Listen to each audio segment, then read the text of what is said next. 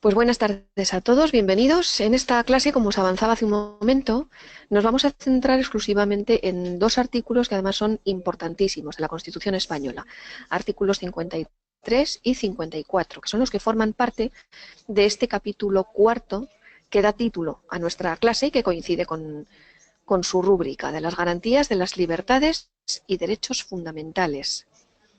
Para empezar, habréis visto que en el título primero realmente no se distingue. El título es muy genérico, se nos habla de derechos y deberes fundamentales. Hombre, hablo de título genérico, pero sí que es cierto que si hablásemos en propiedad, o con propiedad, mejor dicho, posiblemente deberíamos omitir aquí el calificativo de fundamental, porque, cuidado, no confundamos los derechos en un sentido general con lo que son derechos fundamentales en sentido estricto, que, como sabemos, o estaréis estudiando, fundamentalmente quienes estáis empezando ahora a preparar, son aquellos correspondientes a la sección primera del capítulo segundo del título primero. No son todos los que se regulan en el título primero. A eso es a lo que me refiero, ¿eh? De ahí que esa es la rúbrica, esa es la que puso en su día el legislador, pero tengamos en cuenta ese matiz. ¿De acuerdo? Entonces vamos a comenzar con el primero de los tres apartados de este artículo 53, que a su vez se integra de estas tres ideas fundamentales, por así decirlo. En la primera de ellas nos habla de los derechos y libertades del capítulo segundo. Es decir, es extenso, nos dice los derechos y libertades reconocidos en el capítulo segundo de este título, primero, vinculan a todos los poderes públicos. ¿Sí? Solo por ley. Bueno, hasta aquí el primer inciso. Vamos a ir por partes, que por eso os lo he estructurado en estos tres puntos. Posiblemente esto constituya una obviedad. A ver, por poderes públicos sabemos que se basa nuestro sistema en un sistema de división de poderes, ejecutivo, legislativo y judicial. Al frente del ejecutivo está el gobierno. Al frente del legislativo, las Cortes Generales a nivel nacional y las asambleas legislativas autonómicas a nivel de parlamentos autonómicos. Y en el Poder Judicial, todos los juzgados y tribunales que aplican la ley, juzgan y ejecutan lo juzgado. Bien, pues os digo lo de obviedad porque aquí, claro, al hacer referencia a los derechos y libertades de este capítulo, es decir, capítulo segundo, derechos y libertades, que así se titula, que está dentro del mismo, los derechos fundamentales, nos dice que vinculan a todos los poderes públicos. Evidentemente podríamos hacer extensiva esta afirmación a cualquier otra normativa. Aquello que se reconozca por ley en todo nuestro ordenamiento jurídico va a vincular sí o sí a todos los poderes públicos. Cada miembro del gobierno, cada parlamentario, cada juez, cada magistrado, evidentemente se tiene que atener a la ley y a los derechos y libertades reconocidos en nuestro ordenamiento jurídico, ¿no? Es así. Lo cierto es que aquí insiste en ello la Constitución española, pero tampoco aporta mucho más. Sí que es cierto que a partir del siguiente inciso, cuando nos dice que solo por ley podrá regularse el ejercicio de tales derechos y libertades. Esto algunas veces nos preguntáis, bueno, ¿hasta qué punto podemos hacer extensiva esto el término de ley? Bueno, vamos a ser estrictos. Aquí realmente se está refiriendo a una norma con rango de ley. Es decir, se trate de una ley ordinaria, una ley orgánica, un decreto legislativo o un decreto ley. Cualquiera de ellos nos vale. Lo que evidentemente para regular un derecho o una libertad reconocidos en esta sección, en este capítulo, tiene que ser por ley. No valdría, por tanto, que fuera un reglamento, o lo que es lo mismo, una disposición administrativa.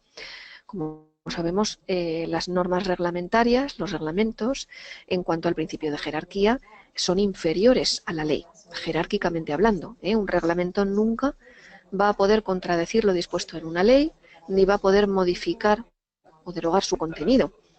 En cualquier caso, lo más que va a optar es a desarrollar lo previsto en esa ley, pero sin contradecirla. ¿De acuerdo? Así que esto es muy importante. Y finalmente nos dice estos derechos y libertades, insisto, del capítulo segundo, artículos del 14 al 38. ¿Vale? Pues estos derechos y libertades se tutelarán, conforme a lo previsto en el artículo 161.1a. Parece que es la única tutela que le podemos dispensar. No, aquí el legislador también ha sido bastante exclusivo, pero tampoco descarta otras opciones. Evidentemente, cualquier derecho, cualquier libertad que esté reconocido en nuestro ordenamiento jurídico, y más si es en la Constitución, se puede alegar ante un tribunal. Se puede defender, evidentemente. Lo que aquí se refiere es que si vamos al artículo 161.1a, vemos que se refiere al recurso de inconstitucionalidad. No hay otra referencia, en este caso, por parte del legislador, ¿vale?, de la Constitución. ¿Qué ocurre? Pues que en este caso, bueno, vamos a recordar brevemente, aunque sean las principales características de este recurso, que se encuentran con mucho más detalle en otra clase que tenéis grabada a vuestra disposición, en el itinerario, asociada al tema 1, referente a la Constitución española. Y simplemente nos tiene que quedar claro que, hablando de ley en este primer apartado, si algo es objeto del recurso de inconstitucionalidad, es la ley. Normas con rango de ley. Es lo único a lo que podemos hacer referencia que puede ser objeto de un recurso de inconstitucionalidad, es decir, aquella ley o norma con rango de ley que se suponga contraria a la Constitución española. ¿Para qué se interpone, por tanto, este recurso? Para que el Tribunal Constitucional se pronuncie sobre ello y nos diga si efectivamente contradice o no lo dispuesto en la Constitución, sea en parte de un artículo, o sea en 5, o sea en 20, da igual. Lo que sí que es cierto es que a la hora de hablar del recurso de inconstitucionalidad, y además de referirnos a las leyes como objeto del mismo, también podemos añadir los reglamentos, pero reglamento del Congreso de los Diputados o el reglamento del Senado, de cualquiera de las dos cámaras, de las Cortes Generales, ¿vale? También podrían ser objeto de un recurso de inconstitucionalidad. Sabéis que los legitimados para interponerlo son concretos. ¿Me podéis ir diciendo alguno de vosotros alguno de los legitimados? Perdón. Defensor del pueblo, muy bien. 50 diputados. Más que el gobierno, el presidente del gobierno, cuidado. El presidente, 50 senadores. Muy bien. Y nos quedan asambleas legislativas autonómicas, bien. Y me falta que citéis los órganos de gobierno autonómicos, ¿verdad? Eso es, de las comunidades autónomas. Perfecto.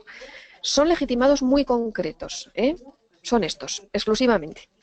El plazo general para interponerlo son 3 meses a partir de la publicación de dicha norma que se cree que pueda ser inconstitucional.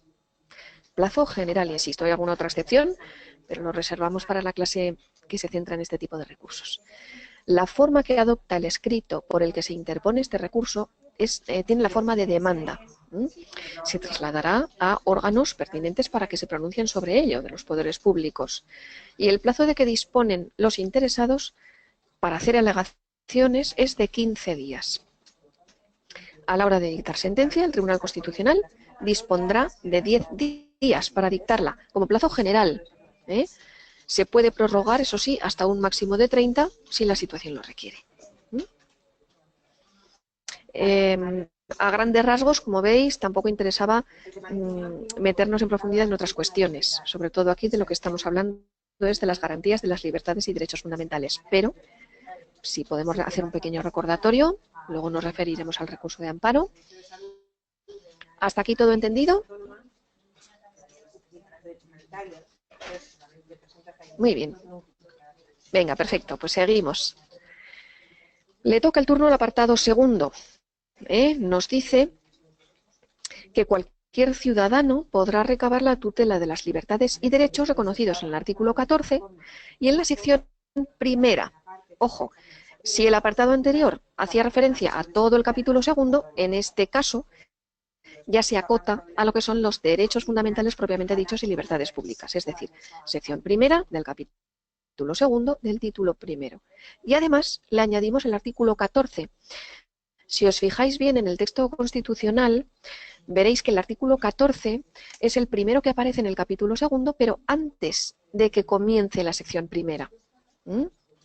Aunque no esté incluido dentro de esta sección de derechos fundamentales, también es un artículo en el que nos podemos basar a la hora de plantear el recurso de amparo. No solo en el artículo 14, sino también en el artículo 30, en lo que a la objeción de conciencia se refiere. Así que pueden ser objeto del recurso de amparo, además de todos los derechos fundamentales y libertades públicas contemplados en esta sección, del 15 al 29, podrán serlo también artículo 14 y la objeción de conciencia del artículo 30. ¿Sí? Y a la hora de referirnos a la tutela o cómo proteger, que al final es lo mismo, cuando nos referimos a los derechos están tutelados por cómo se protegen en definitiva, de qué vías disponemos para su protección.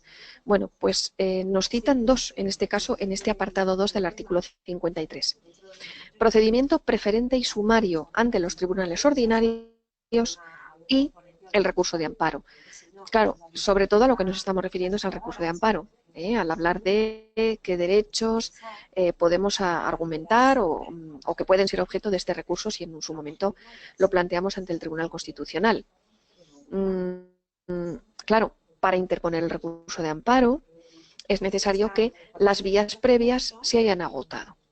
Y aquí es donde entramos a la hora de referirnos a este procedimiento preferente y sumario ante los tribunales ordinarios. ¿A qué nos referimos? Pues fijaros, si consultamos en el ámbito contencioso administrativo la ley de la jurisdicción contencioso administrativa, vemos que ya al final de la misma, en los últimos artículos, hay una parte dedicada a lo que son procedimientos especiales. Bueno, pues entre estos procedimientos especiales figura uno para la protección de derechos fundamentales. A este es al que podemos referirnos con esta alusión. Es un procedimiento preferente y sumario, es decir, los plazos van a ser breves, rápidos. Claro, al fin y al cabo estamos hablando de la protección de derechos fundamentales. Nada hay más importante que esto. Con lo cual, si se pone en marcha un juicio de este tipo, van a ser plazos rápidos para que la sentencia, la resolución final, se pueda dictar lo antes posible. A eso es a lo que nos referimos con estas expresiones. Evidentemente, si hemos agotado las vías anteriores y ya no nos queda más posibilidad para continuar en la jurisdicción ordinaria, será cuando podamos acceder al recurso de amparo como último recurso, nunca mejor dicho, ¿no? Y alguna vez, cuando en alguna noticia vemos se ha pronunciado el Tribunal de Estrasburgo, Derechos Humanos, después de que se ha agotado la vía incluso del recurso de amparo. Es decir, si con el recurso de amparo del Tribunal Constitucional no logramos satisfacer nuestra pretensión, la ultimísima vía ya que nos quedaría, en cuanto a la protección de derechos fundamentales, sería el Tribunal Europeo de Derechos Humanos. Bueno, como nos estamos refiriendo al recurso de amparo, hacemos un repaso rápido, si os parece, de las características más importantes de este recurso. Cuando hablamos de recurso de amparo, hablamos de que se pueden cometer diferentes actos que ocasionen perjuicio o que vulneren un derecho fundamental. Y siguiendo con la dinámica de nuestro sistema de división de poderes, nos podemos referir a un acto de cualquiera de estos tipos, legislativo, ejecutivo o judicial. Eso sí, por eso os pongo un doble asterisco. Cuando hablamos de actos legislativos, no nos referimos a leyes. Ojo, nos referimos a actos legislativos, pero que en este caso lo que significan son actos sin valor de ley. Es decir, son actos que proceden, sí, de una Cámara Legislativa, Congreso, Senado, Parlamento Autonómico, pero que no es propiamente dicha una ley, sino que puede ser pues, el acto por el que se nombra una comisión de investigación, por ejemplo. Son actos que cada día se van dictando en el ámbito de las Cortes Generales, de las Asambleas Legislativas Autonómicas, pero que no necesariamente son leyes, simplemente. Entonces, como digo, pueden ser cualquiera de estos actos. Sí que es cierto que a la hora de plantear o interponer un recurso de amparo, dependerá entonces, sí que podría ser, Maribel, nos pregunta vuestra compañera, ¿un reglamento entonces es un acto ejecutivo? podría considerarse. Más que nada, los actos que se dictasen aplicando ese reglamento, siendo más estrictos, ¿vale? Entonces, en función del tipo de acto, hablaremos de un plazo de interposición diferente, porque esto a la hora de leer la ley tampoco creéis que está muy claro. Lo que está claro es el plazo en que se dicta sentencia, la tramitación luego es igual para los tres tipos, pero a la hora de interponerlo el plazo difiere. Entonces, si es un acto sin valor de ley, se dispone de 3 meses, si es un acto ejecutivo son 20 días y si es un acto judicial son 30 días. ¿Vale? Lo que tiene que estar meridianamente claro, que se trata de proteger derechos fundamentales y libertades públicas, es decir, artículos del 15 al 29 por un lado, sección primera, capítulo segundo, título primero, y además artículo 14, relativo al derecho de igualdad, y la objeción de conciencia del 30. Repetimos una vez más porque la verdad es que esto es muy, muy importante. ¿Vale? Sí, Natalia, desde que fuera publicado el acto de que se trate, ¿vale? O desde que surgiera en el proceso judicial, desde que se produjera en ese proceso y desde entonces pudiera producirse ese agravio frente a un derecho fundamental. Nada, gracias a ti. Entonces, se trata de preservar, ojo, de evitar que finalmente se llegue a vulnerar ese derecho fundamental, pero también de restablecer, porque si llegado el caso se ha visto pues una colectividad, una parte de la ciudadanía afectada por la aplicación de un acto que ha hecho, por ejemplo, que se vulnerase un derecho a la intimidad, por ejemplo, pues bueno, en el recurso de amparo, una vez que se dicte sentencia, a lo sumo lo que se podría dictaminar es una indemnización para reparar el daño producido, ¿no? De que podamos hablar tanto de preservar por un lado como de restablecer por otro. Y aquí la legitimación es más amplia, en contraposición al recurso de inconstitucionalidad. Si hablábamos allí de que los legitimados eran muy concretos, en este caso puede ser cualquier persona que se vea afectada en sus derechos fundamentales. Ojo, persona tanto física o natural como persona jurídica. Puede tratarse, ¿por qué no?, de una empresa, de una fundación, de una asociación, ¿vale? Y además estará legitimado también el defensor del pueblo, que ya lo estaba, en el recurso de inconstitucionalidad, y quien siempre, sí o sí, interviene en este tipo de recursos es el Ministerio Fiscal. Siempre. Entonces, además es muy curioso porque la figura del fiscal, nos lo preguntáis también con frecuencia, pensamos en el fiscal como la principal parte acusadora en un proceso penal, y sí que es cierto, pero el fiscal tiene una importante participación en lo que es la protección de derechos fundamentales. En un proceso civil, cuando una de las partes puede ser un menor de edad, un incapacitado que carezca de representación, ahí tendrá que estar el fiscal para velar por sus intereses. Así que de ahí que la participación del fiscal sea especialmente importante en la protección de los derechos fundamentales. Pues acabo de explicarlo ahora, igual te sirve la explicación, Melissa, que ha coincidido con tu pregunta. Realmente no podemos decir que el fiscal sea un abogado, aunque a veces actúe como tal si es una parte acusadora en un proceso penal. Mientras un abogado es un profesional liberal, un fiscal al fin y al cabo es un funcionario de carrera, ha superado una oposición a la carrera fiscal, es igualmente un licenciado en Derecho, tiene su grado en Derecho, pero ha superado la oposición a la carrera fiscal, como digo. Aquí igualmente en el recurso de inconstitucionalidad el escrito adopta forma de demanda. Las alegaciones tienen un plazo un poquito más amplio que en el recurso anterior. Si hablábamos de 15 días, en este caso hablaremos de 20. Y la sentencia, eso sí, el plazo es el mismo, son 10 días. Perdón. Sí, Eva, interviene siempre que se plantea un recurso de amparo. Por eso lo indico aquí en la diapositiva. Muy bien. Hacemos un breve paréntesis, todo entendido hasta aquí, antes de empezar con el tercer y último apartado. ¿Sí? Perfecto. Bueno, pues vamos a hacer referencia ahora a otra cuestión que también suscita muchas dudas. Lo explicamos en el manual de la Constitución española, pero volvemos a recordarlo en esta clase. Cuando hablamos el reconocimiento, el respeto y la protección de los principios reconocidos en el capítulo tercero, informará la legislación positiva, la práctica judicial y la actuación de los poderes públicos. La verdad es que no es fácil de entender. Vamos a ver.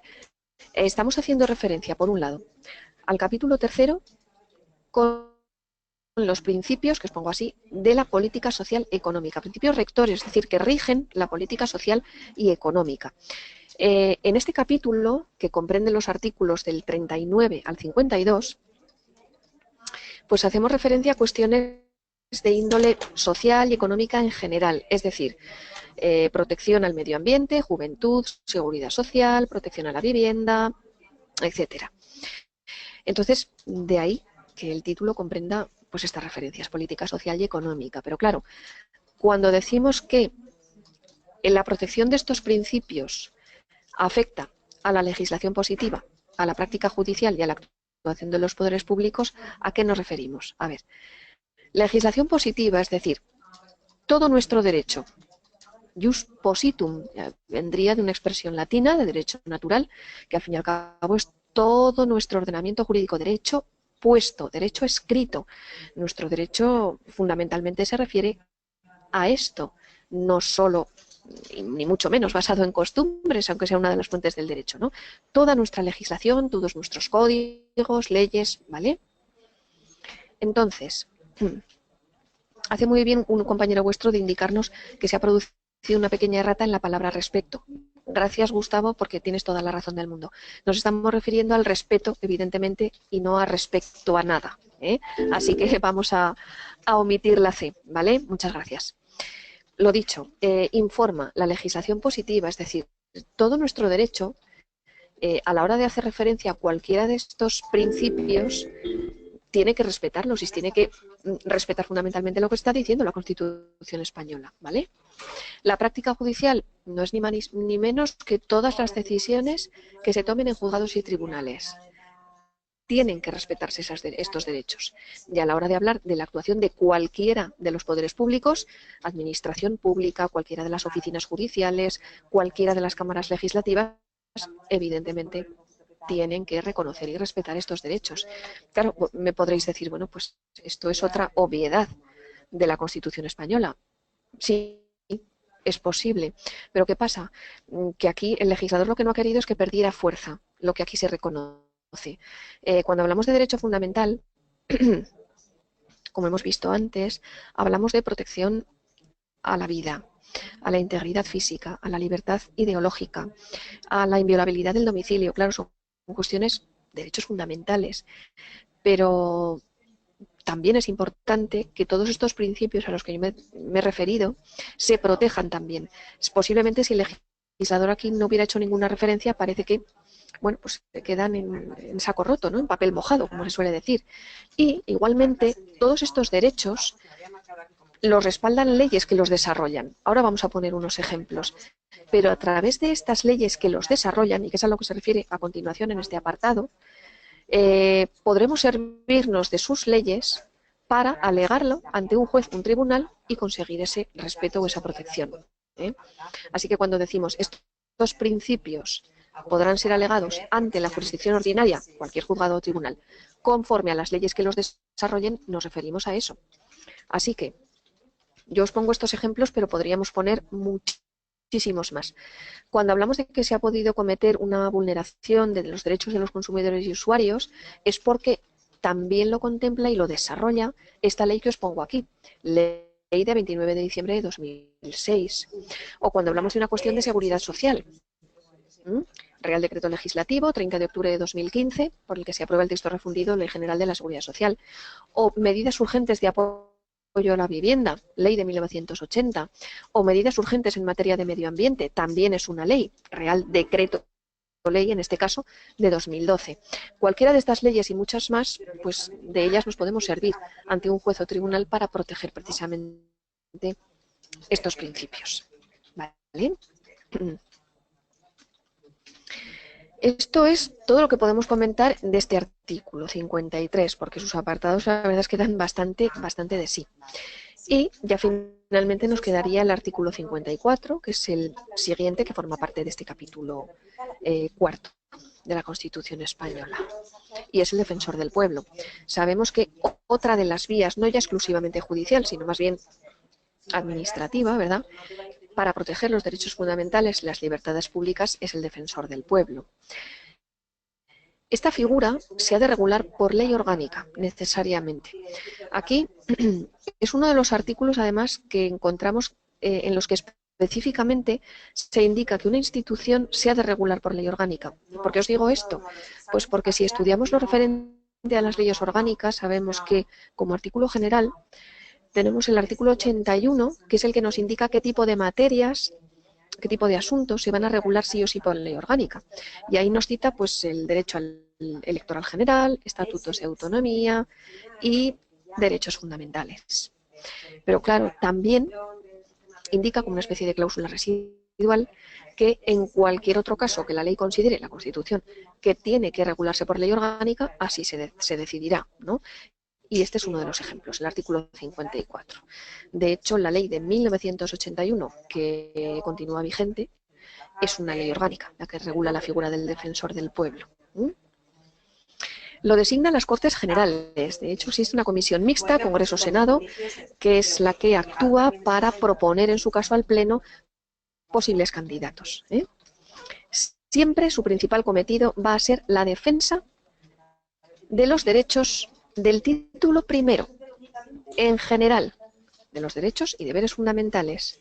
Y para ello lo que tendrá que hacer es supervisar la actividad de la administración pública, sea de oficio o sea instancia de parte. Cualquiera de nosotros que nos sintamos afectados en nuestros derechos, el título 1, insisto, pues va a poder dirigirse a la institución del defensor del pueblo y plantearlo, sea a través de esta institución a nivel general, España, como en cada una de nuestras comunidades autónomas tenemos una figura equiparable a la del defensor del pueblo, en este caso Aragón, Justicia de Aragón. En vuestro caso, allí donde residáis, tendréis otra figura autonómica análoga. Y siempre lo que va a hacer el defensor del pueblo, al menos una vez al año, presentará su informe a las Cortes Generales indicando las cuestiones en las que se debería mejorar pues, un procedimiento o debería tenerse en cuenta que siguiendo determinados trámites se han podido vulnerar los derechos de los ciudadanos. Evidentemente, en cuanto vea que se ha iniciado una vía judicial o que pueda ser una cuestión penal, pues lo pondrá en conocimiento del Ministerio Fiscal para que actúe en consecuencia, pero esa es su labor de seguimiento, de informarse a través de la administración pública de todo lo que ha acontecido para emitir su opinión y trasladarlo en su caso a las Cortes Generales. Nos aporta otro dato vuestra compañera, una compañera vuestra que reside en Canarias, es el diputado común, nos dice. Bueno, pues sería otra figura equiparable, ¿no? De oficio o instancia de parte, Arabella significa que él, por su propia iniciativa, puede actuar, es decir, de oficio, o bien actuará cuando así se lo solicite pues una institución o un ciudadano, porque se ha podido sentir vulnerado en sus derechos y así se lo traslade al defensor del pueblo, a instancia de parte.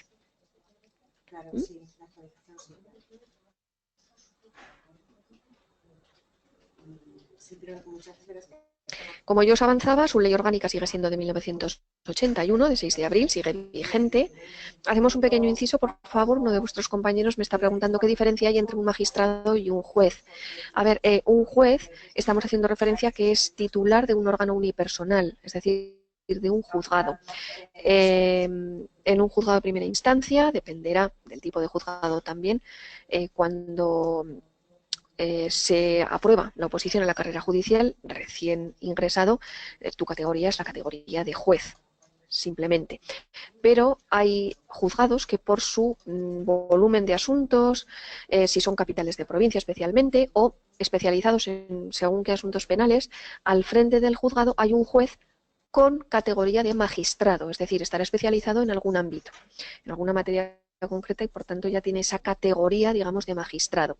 Y con más motivo, cuando hablamos de tribunales, cualquiera de las salas de un Tribunal Superior de Justicia, de una audiencia provincial, del Tribunal Supremo, se integran por magistrados, aunque en su día entrasen o ingresasen por la categoría de juez, con los años, especializaciones, concursos, han ascendido, digamos, a la categoría de magistrado. Esa sería la diferencia. Estas cuestiones también las tenéis en el diccionario jurídico, definidas. De nada. Como digo, Ley Orgánica del 81, y os avanzaba que ha de elevar un informe anual ante las Cortes y hacer todas las investigaciones que considere oportunas, incluso en documentos declarados secretos. Si encuentra, bueno, pues alguna dificultad a la hora de realizarlas, así lo trasladará a los órganos superiores, incluso en las propias Cortes. Se elige, en principio, para 5 años, pero puede ser reelegible. Y la verdad es que no hay límite máximo en cuanto a al número de mandatos que puede ocupar. En este momento que yo recuerde, el mandato más duradero puede ser que fuera el de Enrique Múgica, que estuvo 10 años, y de momento la actual defensora del pueblo, Soledad Becerril, se eligió en 2012, así que suelen ser mandatos pues largos, pero la regla general suelen ser 5 años. Ha de ser elegido por una mayoría de 3/5 por parte del Congreso, 3/5 por parte del Senado. Me comenta una compañera vuestra si se cambia este año. Bueno, Soledad Becerril fue elegida en junio de 2012, continúa en su puesto, tal vez hace unos meses fuera prorrogada en su puesto, ya te digo que no, de momento no hay anuncio de posible sustitución a día de hoy. No recibe instrucciones de ninguna autoridad y siempre actúa con autonomía. Gracias a ti, Cristina. Si te tienes que ir, nada, lo siento, pero ya estamos terminando. Gracias por tu participación. Como digo, no recibe instrucciones de nadie, a plena autonomía, independencia en sus actuaciones y legitimado para interponer, pues ya os digo, es el único que puede interponer tanto el recurso de amparo como el recurso de inconstitucionalidad, como decíamos. Sería lo más fundamental de esta figura, que también se encarga de la defensa de este tipo de derechos.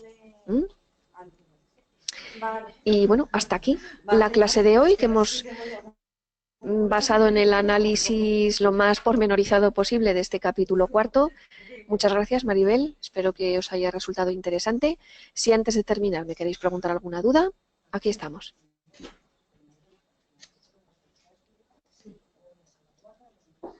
Muchas gracias. Me alegro. Gracias a vosotros.